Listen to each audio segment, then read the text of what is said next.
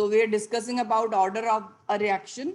So when we write a rate law expression for any chemical reaction, so that concentration terms which are raised to some powers, maybe x and y or anything. So this sum of these powers is equal to overall order of the reaction, और जो ये individual powers हैं, that is known as order with respect to that particular reactant. A के respect में order होगा x, B के respect में order होगा y, and overall order of the reaction will be sum of these exponents.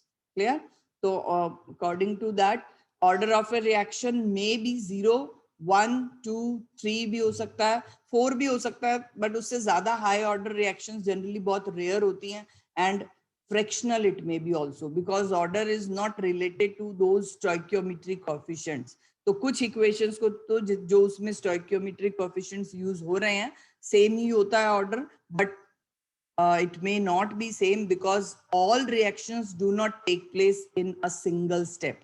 जो single step में reactions होती हैं उनका order generally stoichiometric coefficients के equal होता है, but some complex reactions which take place in various steps, तो उसमें जो होगा order that depends on that step which determines the rate that we will discuss today. तो zero order reactions, अब order के base पे बेटा reactions को हम classify कर सकते हैं, because kinetics जो है based on order of reaction. तो आपको kinetics में जब भी कोई question numerical होगा उसमें order जरूर mention होता है, या somewhere if it is asked to calculate the order, तो it's very important part of this chapter or even the entire branch. Kinetics का ही सबसे important topic है ये order of reaction, and in chemical kinetics reactions are classified on the basis of order. तो they are named as zero order reaction, first order, second order, third order. आपको syllabus में zero and first order के लिए calculations हैं, ठीक है? तो chemical reaction in which rate does not depend on concentration, concentration पे depend ही नहीं करती है, तो that type of reactions are known as zero order reactions. और आपको कल बताया था मैंने photochemical reactions in which the rate depends on intensity of sunlight, वो generally zero order reactions होती हैं. And डिकम्पोजिशन या कोई भी ऐसी रिएक्शन जिसमें एक कैटालिटिक सरफेस हम यूज कर रहे हैं रिएक्शन को एनहांस करने के लिए, स्पीड अप करने के लिए, तो वहां पर भी उस कैटलिस्ट की कितना सरफेस एरिया प्रोवाइड हो रहा है उस पे रेट डिपेंड करती है, कॉन्सेंट्रेशन पे नहीं. क्लियर? तो these two types of reactions are generally zero order reactions, and for such reactions because rate is not depending on concentration term, तो जो कॉन्सेंट्रेशन वाला फैक्टर है वो यूनिटी हो जाता है, and rate is directly equal to rate constant. तो अगर आपको रेट कांस्टेंट दिया है क्वेश्चन में and it is asked what would be the rate, then no need to think, just write the value of k as the rate, and unit भी k के जो है यहाँ पर रेट के, जो रेट के यूनिट है वही होंगे बिकॉज कॉन्सेंट्रेशन टर्म्स नहीं है. तो unit is mole per litre per second for rate constant as well as for rate. Second, first order reaction. First order का मतलब अगर जो स्टोइकियोमेट्रिक पार्स जो कॉन्सेंट्रेशन टर्म्स की हैं अगर वो 1 आती है, मतलब एक ही कॉन्सेंट्रेशन टर्म पे डिपेंड करेगी रेट. तो chemical reactions in which rate linearly depends on, कि अगर आप डबल कर रहे हो कॉन्सेंट्रेशन तो रेट भी डबल हो जाएगी. तो एक तरह का लीनियर रिलेशनशिप आपको मिल रहा है अगर कॉन्सेंट्रेशन एंड रेट में, then these kind of reactions are known as first order reaction. So for such reactions you can say rate is equal to k. A suppose कोई भी reactant है तो A की 1 पावर पे depend करेगा, तो linear relationship will be there. And examples, अब यहाँ पर देखो बेटा 2 moles of H2O2 are decomposing but the rate is depending on just 1 mole. तो ऐसी reactions जिनमें एक्चुअल में आपको बैलेंस्ड इक्वेशन से डिफरेंट मिलता है ऑर्डर, वो रिएक्शंस आप ये याद रखो कि वो कभी भी एक सिंगल स्टेप में नहीं होती हैं, वो मल्टीपल स्टेप्स में होती हैं, अलग अलग स्टेप्स में, और किसी एक स्टेप जो सबसे स्लोएस्ट स्टेप होगा, अब सपोज उसी को हम रेट डिटरमाइनिंग स्टेप कहते हैं, which is the slowest step. And sometimes ना आपको एग्जाम, मतलब ये जो कॉम्पिटिटिव एग्जाम्स होते हैं उसमें एक रिएक्शन के स्टेप्स गिवन होते हैं और उस पर लिखा होता है this is the slow fast, 2 steps है, सपोज एक पे स्लो लिखा है एक पे फास्ट लिखा है, and order of the reaction is to be calculated. तो वहां पर आपको स्लो स्टेप पे देखना है कि कितने पार्टिकल्स पार्टिसिपेट कर रहे हैं, तो वहीं से उस स्लो स्टेप की बैलेंस्ड इक्वेशन में देख लो आप कितने स्टोइकियोमेट्रिक कोएफिशिएंट यूज हुआ है for that reactant part, that will be the order of that reaction. ठीक है, तो वो अभी हम आगे डिस्कस करेंगे कॉम्प्लेक्स रिएक्शंस का। यहाँ अभी फर्स्ट ऑर्डर रिएक्शंस के एग्जांपल्स हैं ये। N2O5 when decomposes to give NO2, rate is depending on just one term of concentration of nitrogen pentoxide. तो यूनिट ऑफ K, क्योंकि अब एक कॉन्सेंट्रेशन टर्म आ रही है यहाँ पे, तो K will be equal to rate over molar concentration of reactant. Molar concentration के यूनिट मोल पर लीटर है, रेट के मोल पर लीटर पर सेकेंड, तो मोल per litre will be cancel out, only second inverse will be left. तो अगर किसी भी question में आपको K दिया हुआ है और यूनिट साथ में पर सेकेंड, पर मिनट, पर ईयर, किसी भी मतलब टाइम का ही जस्ट यूनिट है, टाइम ऐसा यूनिट सेकंड है, बट समटाइम्स काइनेटिक्स में जो स्लो रिएक्शंस हैं उनके लिए पर ईयर भी यूज हो सकता है, पर आवर भी यूज हो सकता है, पर मिनट भी और पर सेकंड भी। In any way if only the time is given as unit of K, always remember that reaction will be first order reaction, क्योंकि रेट की यूनिट में से और कॉन्सेंट्रेशन में से मोल पर लीटर कैंसिल हो जाएगा। क्लियर? तो first order reactions have K only time inverse जो उसका यूनिट होगा।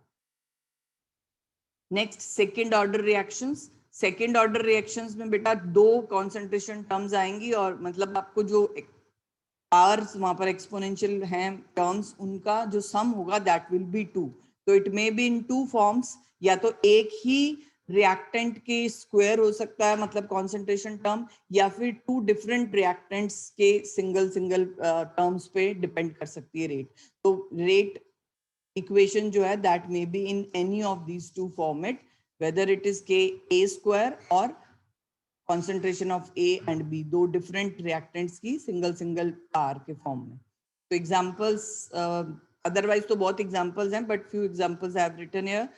2NO2 plus F2. Here you can see 3 moles of reacting species are participating, but the rate depends on only one term of nitrogen dioxide and one term of F2, sorry. So this is a rate order of the reaction will be 2 here.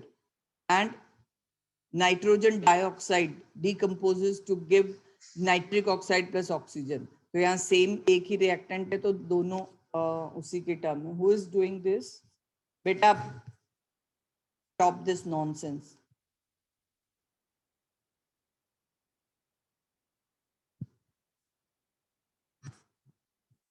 तो rate is equal to KNO2 square, means same reactant की, जैसे A square हमने यहाँ mention किया, तो एक दोनों एक एक एग्जांपल आप देख सकते हो इसमें। एंड नेक्स्ट इज इनके लिए बेटा जो फॉर्मूला होगा मतलब K की जो यूनिट हम निकालेंगे that will be rate over to terms of concentration. तो mole square litre inverse square, तो दैट फैक्टर अब आप इसको जब सॉल्व करोगे it will come out to be mole inverse litre per second.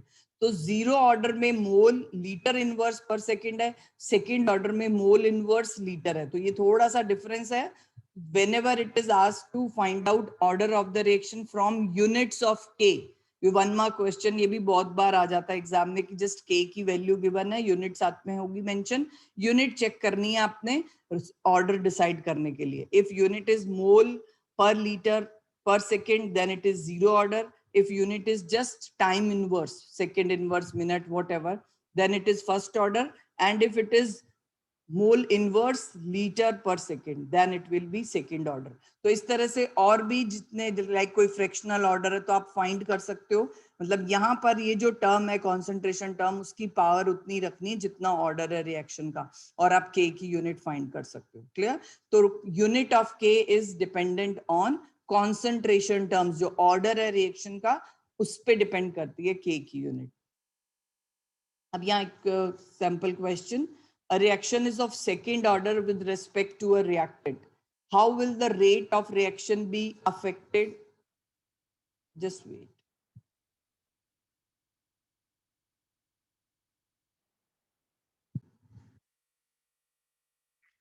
So here if in this kind of question, if a reaction is of second order with respect to a reactant, how will the rate of reaction be affected if the concentration of this reactant is in first case अगर हम double कर दें reaction को मतलब reactant की concentration को या फिर हाफ कर दें तो can anyone tell? Just a simple question. If the reaction is of second order with respect to a reactant, मतलब उस reactant की concentration क्या square जो होगा that will be rate equation में हम जब लिखेंगे rate is equal to K A square. A may be that reactant, okay? So if we are increasing the concentration by double amount, what will be the next new rate of the reaction? So you can solve it like this. Rate सबसे पहले आपने mention करना है जो order दिया है एक ही reactant की बात हो रही है तो उसी का स्क्वायर आपने कर देना है कॉन्सेंट्रेशन उसके बाद आपको अगर कॉन्सेंट्रेशन को डबल कर दिया तो you need to mention new concentration 2A और न्यू रेट का फॉर्मूला जो आपने बनाना है रेट डैश कर दो या नेक्स्ट न्यू रेट लिख सकते हो आप व्हाटएवर R2 भी कर सकते हो ये इसको R1 कर लो इसको R2 कर लो डजंट मैटर के 2A का स्क्वायर करोगे आप तो this will be equal to 4A square और A स्क्वायर आपका इनिशियल रेट था जो प्रीवियस रेट था और अब आपका जो न्यू रेट आया वो 4R के इक्वल हो गया या R2 R1 कर सकते हो that depends on you that means new rate will be 4 times of the previous rate clear कि आपने डबल किया तो ये 4 टाइम्स हो गया क्योंकि सेकेंड ऑर्डर रिएक्शन था अगर फर्स्ट ऑर्डर रिएक्शन के लिए क्वेश्चन आता है तो अगर आप रिएक्टेंट डबल कर रहे हो obviously the rate will also get doubled क्योंकि यहाँ पे स्क्वायर नहीं होगा तो जितना आपने इंक्रीज किया उतना वो इंक्रीज हो जाएगा तो लीनियर रिलेशनशिप मिलेगा फर्स्ट ऑर्डर के लिए जीरो ऑर्डर के लिए अगर ऐसा क्वेश्चन है इसको आप डबल कर दो 4 टाइम्स कर दो ए इन्वॉल्व ही नहीं है कॉन्सेंट्रेशन जीरो ऑर्डर में then there will be no change on rate ठीक है तो rate will remain same if whether you are changing the concentration by double amount or you are reducing it, whatever you are doing with the reactant, rate will be independent if the reaction is zero order.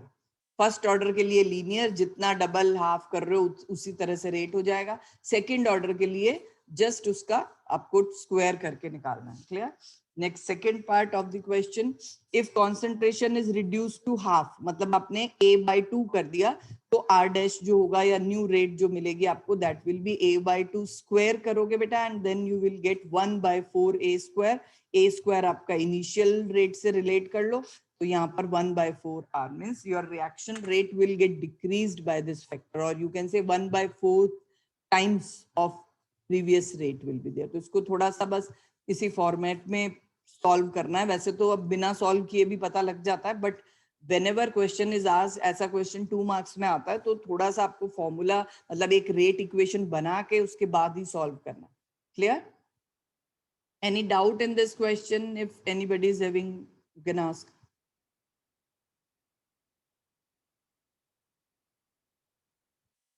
So next question is, now I have written here K values. You need to tell me the order of that reaction. Ma'am, please unmute if someone is raising hand. Okay, ma'am. Yes, who will tell first for first part? Second order. Yes, good Nishant. First one is second order. पहले आपको rate इसके लिए एक छोटा सा मतलब idea रख लो आप माइंड में रेट ओवर ए कॉन्सेंट्रेशन की टर्म या एन लिखनी है आपने ठीक है तो एन आपको फाइंड करना होता है इस तरह के क्वेश्चन में अदरवाइज यूनिट देख के आपको वैसे ही आइडिया लग जाएगा तो first one is second order next who will tell for second part ma'am first order yes always zero order if only नहीं बेटा जीरो ऑर्डर नहीं है क्योंकि यहाँ टाइम ही है यूनिट में if only time is there concentration term cancel हो गई है तो जीरो ऑर्डर तो हो ही नहीं सकता ना जीरो ऑर्डर में कॉन्सेंट्रेशन टर्म कैंसिल नहीं होती है ठीक है ये चीज याद रखो तो this is first order reaction and third one में देखो कॉन्सेंट पूरा रेट वाली यूनिट आ रही है रेट की unit mole per litre per second होती है ठीक है same unit is there it means concentration term पे डिपेंड नहीं कर रही है ये यूनिट K की वैल्यू तो it will be zero order reaction ठीक है तो आपको थोड़ा सा माइंड में रखना है अकेला टाइम है सिर्फ K की यूनिट में देन फर्स्ट ऑर्डर है ये याद रखो जीरो नहीं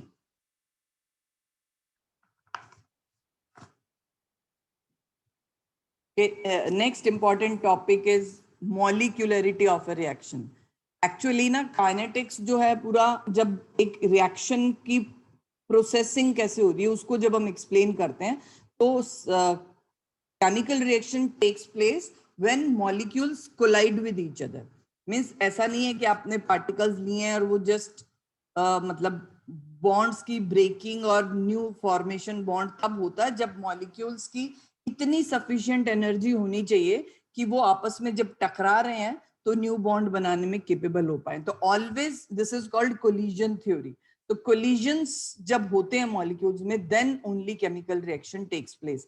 एंड एक टाइम पे केमिकल रिएक्शन में साइमल्टेनियसली कितने मॉलिक्यूल्स या आयंस या atoms whatever is the reacting species present in a reaction, वो जब साइमल्टेनियसली एक टाइम में एक साथ कितने मॉलिक्यूल्स कोलाइड करते हैं, that number of particles colliding simultaneously in a chemical reaction is known as molecularity of a reaction. Order of reaction है कि वो rate जो है वो किस फैक्टर पे डिपेंड कर रही है एक पर्टिकुलर रिएक्शन की, और मॉलिक्यूलरिटी है कि उस रिएक्शन को प्रोसीड करवाने के लिए कितने पार्टिकल्स एट ए टाइम एक पर्टिकुलर टाइम पे simultaneously you can say they are colliding with each other. तो definition of molecularity is the number of atoms, molecules or ions taking part in an elementary reaction that must collide simultaneously in order to bring about a chemical reaction. ठीक है, elementary का मतलब अभी हम आगे discuss करेंगे. इसका वैसे मतलब है एक सिंगल स्टेप में जो रिएक्शंस होती हैं उनको हम एलिमेंट्री रिएक्शंस कहते हैं. नेक्स्ट इसके बाद वाली स्लाइड आपकी एलिमेंट्री और कॉम्प्लेक्स रिएक्शन दो टाइप की होती है काइनेटिकली रिएक्शंस. एक तो वो जो सिंगल स्टेप में हो जाती हैं which are known as elementary reactions, and जो मल्टीपल स्टेप्स में होती हैं they are known as complex reaction. तो मॉलिक्यूलरिटी हमेशा एलिमेंट्री रिएक्शंस के लिए निकाली जाती है क्योंकि एक सिंगल स्टेप में एट ए टाइम कितने पार्टिकल्स कोलाइड कर रहे हैं, that is known as molecularity. तो ऑर्डर की तरह मॉलिक्यूलरिटी ऐसा नहीं है कि जीरो हो सकती है या फ्रैक्शनल हो सकती है, क्योंकि नंबर ऑफ पार्टिकल्स जीरो अगर कोलाइड हो रहा है तो रिएक्शन होगा ही नहीं. तो molecularity will always be a positive integer, मतलब 1 2 3 कुछ हो सकता है बट फ्रैक्शन में नहीं होगा बिकॉज पार्टिकल्स आधे पार्टिकल तो कोलाइड नहीं करेंगे और जीरो भी नहीं होंगे, नेगेटिव भी नहीं होंगे. तो ऑर्डर के opposite molecularity can never be zero और fractional, it is always a whole number and positive integer जिसमें आपको 1 2 और 3 मैक्सिमम होते हैं. 3 क्योंकि आप कंसीडर करो, अगर बॉल्स ही आप कंसीडर करो, बॉल कोलाइड कर रहे हो एक टाइम पे आप, तो 3 से ज्यादा बॉल, 3 भी लाइक बहुत रेयर चांस होते हैं कि एक साथ टकराएं. एक साथ टकराने के चांसेस 3 और 3 से अबव के लिए बहुत मुश्किल है. तो मॉलिक्यूलरिटी मे बी 1 2 और 3 but can never be above 3. The molecularity for a reaction may be 1 2 or 3, and collisions of 3 or more particles simultaneously is not possible. Hence molecularity 3 or higher is very rare. ठीक है, तो molecularity के base पे reactions को भी हम classify कर सकते हैं. अगर किसी रिएक्शन में एक ही टाइप के मॉलिक्यूल्स हैं then it is known as unimolecular. Bimolecular involves collision of two species or two particles, you can say. Intermolecular reactions involve collision of 3 species. ठीक है, तो यहाँ पर आपको ये एक एग्जांपल है, आपके एनसीईआरटी बुक वाले एग्जांपल्स ही मैंने लिए हैं ये. एंड एक एग्जांपल अगर आप देखो इन दिस रिएक्शन, ये टर मॉलिक्यूलर की जगह बेटा ट्राई मॉलिक्यूलर वर्ड भी अगर मिलता है तो दोनों इसी मतलब यही है कि मॉलिक्यूलरिटी 3 होगी. But trimolecular and termolecular both are used, out of which termolecular is commonly used. That's why I've written this term. So in this next reaction, KClO3 1 mole, 6 moles of ferrous sulfate plus 3 moles of sulfuric acid. They are reacting to form these products. तो अब आप अगर वैसे देखो balanced chemical equation तो 10 लग रही है आपको इसकी molecularity, but it's not possible. 10 molecules can not collide with each other at a time. तो ये रिएक्शन एक्चुअल में जो है कॉम्प्लेक्स रिएक्शन है, मल्टीपल स्टेप्स में होता है. रिएक्शन एक्चुअली इतने सारे स्टेप्स हैं इसमें कि जो अब किस तरह से हम सेलेक्ट करेंगे कि कौन सा स्टेप कौन से ऑर्डर वाली रिएक्शन है, that depends on this factor. पहले थोड़ा सा डिस्कस कर लिया हम. Elementary reactions are the reactions that occur in single step to give the product. And complex reactions are those reactions which occur in multiple steps, और हर एक step जो है वो उनका एक एलिमेंट्री स्टेप कहते हैं हम उसको. मींस एलिमेंट्री स्टेप क्या होता है? एक सिंगल स्टेप जिसमें कोई प्रोडक्ट बन रहा है. तो इस तरह के कई एलिमेंट्री स्टेप्स मिल करके एक कॉम्प्लेक्स रिएक्शन बनाते हैं. और इन सारे एलिमेंट्री स्टेप्स को जब आप एड अप करते हो तो आपको एक्चुअली क्या होता है कि जो हर एक स्टेप के अंदर प्रोडक्ट बन रहा है वो इंटरमीडिएट्स होते हैं. वो इंटरमीडिएट्स नेक्स्ट स्टेप में वापस कंज्यूम हो जाते हैं और आपको फाइनल जो रिएक्शन मिलेगा वो ओवरऑल रिएक्शन होता है. तो how it takes place, let us see with one example. एक सेकंड, पहले एक एग्जांपल ले लेते हैं. दिस वन रिएक्शन है hydrogen peroxide when it is decomposed in the presence of iodide ions. Iodide ions यहाँ पे कैटलिस्ट की तरह यूज हुए हैं एंड उनकी प्रेजेंस में ये रिएक्शन हो रहा है. And this hydrogen peroxide is decomposed into water and oxygen gas.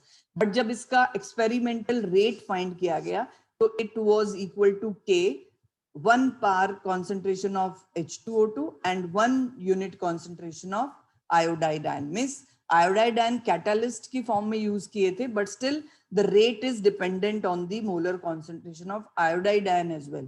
Then it was assumed, और मतलब इसकी जब मैकेनिज्म देखी गई रिएक्शन की तो रिएक्शन मैकेनिज्म में फर्स्ट स्टेप जो होता है that is H2O2 plus iodide ion giving water plus iodate ion, IO negative. ठीक है. अब इस सेकेंड स्टेप आप देखोगे तो 1 mole of H2O2 is combining with this intermediate, ये जो बना है ये इंटरमीडिएट नेक्स्ट स्टेप में कंज्यूम हो गया और वापस इसने आयोडाइड आयन रिलीज कर दिया. तो अगर आप इस दोनों इक्वेशन को ऐड करके वापस ओवरऑल रिएक्शन लिखते हो तो ये कट हो जाएगा और ये कट हो जाएगा और इधर से आयोडाइड कट, मतलब ये आयोडाइड आयन वाली सारी स्पीशीज कट हो जाएंगी. आपके पास ओवरऑल रिएक्शन बचेगी 2 moles of H2O2 giving 2 moles of water plus 1 mole of oxygen. यहाँ पे 2 आएगा but I have forgot to right.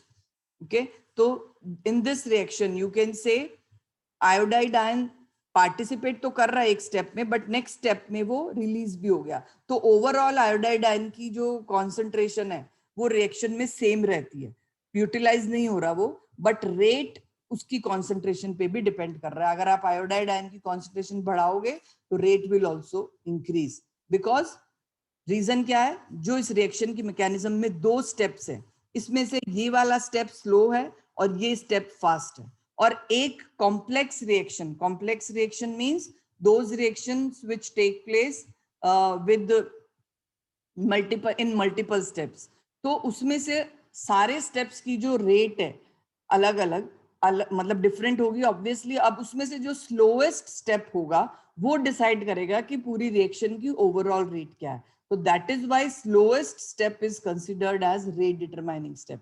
इसके लिए एक एग्जांपल कंसीडर कर सकते हो. एक साइकिल बनाने वाली कोई फैक्ट्री है सपोज, और उसमें आपने कभी भी अगर कोई बड़ी इंडस्ट्री में जाओ तो अलग अलग कंपार्टमेंट्स होते हैं. जैसे इफ यू रिमेम्बर हमारे यहाँ रेल कोच फैक्ट्री जो है कपूरथला में, उसमें अलग अलग चेम्बर्स हैं. मतलब कहीं पर उसके कोच बन रहे हैं, कहीं पे उसकी सीट्स बन रही हैं, कहीं पे वो पहले आयरन शीट को मतलब उस शेप में लाते हैं कि उसको आगे कंपार्टमेंट्स में कन्वर्ट किया जाए. मतलब वेराइटी जितने भी अलग अलग उसके पार्ट्स हैं उसके लिए अलग अलग कंपार्टमेंट एक फैक्ट्री के अंदर बने हुए हैं. मतलब अलग अलग उसके डिविजन्स होते हैं यू कैन से. अब सपोज कोच बनने के एक दिन में वो 10 कोचेस रेडी करते हैं, ठीक है, और एक दिन में सीट्स जो है वो 5 की रेडी हो रही है. और जो सीट्स जो हम उसके अंदर फिट करनी है उन्होंने, ठीक है, तो कोच जो खाली बॉक्स था सपोज कर लो वो 10 बन जाते हैं एक दिन में, बट एक दिन में सीट्स 5 ही बन रही हैं. और जो शीट वो आयरन शीट को सीधा कर रहे हैं या जो भी शेप दे रहे हैं वो 25 या 50 कर रहे हैं. मतलब अलग अलग रेट पे हर एक डिवीजन में काम चल रहा है. बट अगर आप देखो एक दिन में टोटल कोच कितने रेडी हो पाएंगे full fleshed, can anyone tell?